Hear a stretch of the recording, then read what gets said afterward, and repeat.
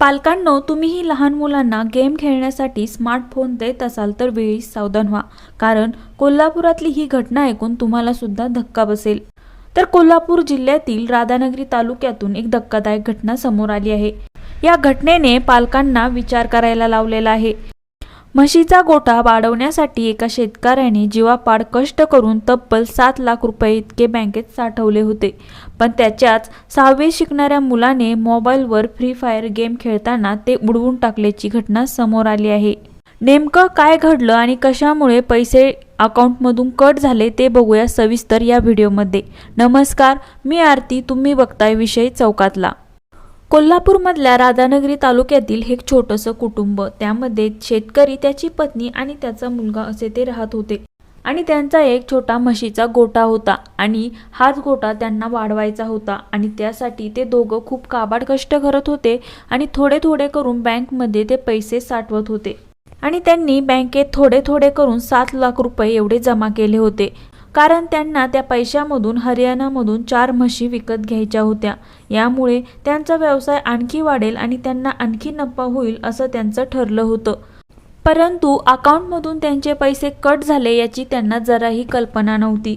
यानुसार ते मे महिन्यात बँकेत जमा झालेल्या पैशाची चौकशी करण्यासाठी गेले होते। त्यावेळी त्यांना मोठा धक्का बसला। त्यांनी जेव्हा अकाउंट चेक केलं तेव्हा त्यांना खूप मोठा धक्का बसला, कारण त्यांच्या खात्यात फक्त 2 लाख रुपये एवढे शिल्लक होते। 7 लाख रुपये जमा केलेले असताना फक्त 2 लाख शिल्लक कसे राहिले याचं त्यांना खूप मोठं टेन्शन आलं आणि या बँकेचे स्टेटमेंट काढल्यावर त्यांना ऑनलाईन पद्धतीने पैसे काढले गेल्याचे लक्षात आले। यानंतर बँकेने याबाबत असमर्थता दर्शवत पोलिसांकडे जाण्याचा सल्ला दिला।